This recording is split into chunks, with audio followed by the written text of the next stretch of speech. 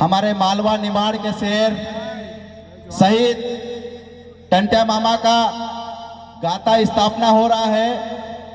और ये बहुत बड़ी बात है कि देश आजादी के कई सालों पहले उन्होंने देश को आजादी के लिए किस प्रकार संघर्ष करना चाहिए, अपने स्वशासन के किस प्रकार लड़ना चाहिए, वो देश में जितने शहीद हुए उनको एक रास्ता दिखाने का काम किया है मालिक टंट्या मामा ने। साथियों, यहाँ पर भाषण देने के लिए कुछ गाइडलाइन दी है। बताया गया था कि किसी पार्टी के ऊपर नहीं बोलना चाहिए, किसी नेता के ऊपर नहीं बोलना चाहिए, लेकिन आप लोगों के लिए और हमारे लिए बहुत अच्छी बात है वो गाइडलाइन से मैंने पढ़ी नहीं है, तो थोड़ा बहुत आप एक्सेप्ट कर लेना और थोड़ा बहुत मैं मंच से भी माफी मांग लूंगा मैं। साथियों, इस देश में आप देख रहे होंगे आज किसी भारतीय जनता पार्टी के द्वारा एक गौरव यात्रा निकाल रहे हैं। जो लोग 20 सालों से सत्ता की मलाई खा रहे हैं वो हमारे घरों में आ रहे हैं और क्या बोल रहे हैं, जनजाति गौरव दिवस मनाओ। मैं इस मंच के माध्यम से टंट्या मालिक की इस धरती से मैं पूछना चाहता हूं मैं कि साथियों, 20 सालों से जिस मालिक को तुमने शहीद का दर्जा नहीं दिया, जिनको तुम आदिवासियों को नक्सली बोलते हो, जिनको तुम जनजाति बोलते हो, आदिवासी बोलने में तुमको शर्म आती है, जिनके युवा सबसे ज्यादा बेरोजगार है, हमारी माता बहनों के सर से आज गठरी नहीं उतरी है, उनको तुम बोल रहे हो कि आओ हम जनजाति गौरव दिवस बनाए। हम किस बात का जनजाति गौरव दिवस बनाए हम साथियों? आज आपने देखा होगा कि कैसा जनजाति गौरव हमारे घरों में जा रहे, कैसा मना रहे हैं। एक मालिक का एक पोस्टर बना हुआ था, उसमें राज्यसभा सांसद बैठा हुआ था सुमेर सिंह सोलंकी जी, और जिला अध्यक्ष बलवंत सिंह पटेल जी बैठे हुए थे। उससे बाकायदा एक मालिक की पूरी खोपड़ी पर एक बोतल लगी थी पानी की।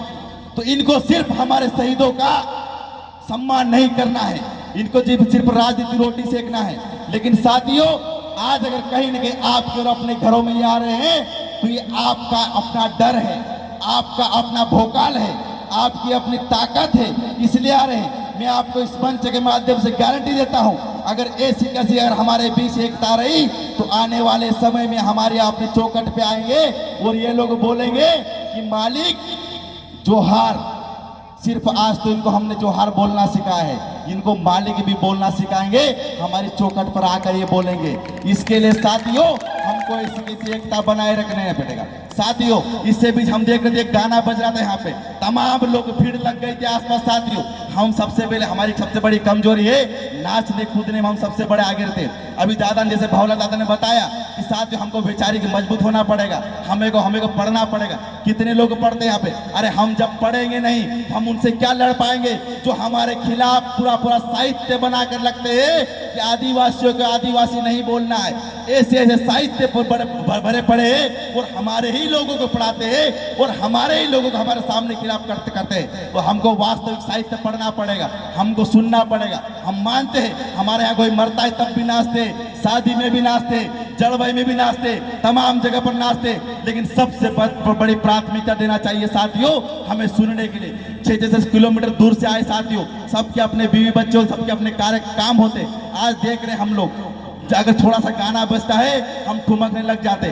आदिवासी ठुमकने के लिए पैदा नहीं हुआ है। अगर आज भी हम नाचने कूदने पैदा हो गए साथियों, तो हमारे मरने पर कोई नाचने वाला, ढोल उठाने वाला नहीं मिलेगा। आदिवासी सच्चा आदमी, इस बात को ध्यान रखना पड़ेगा।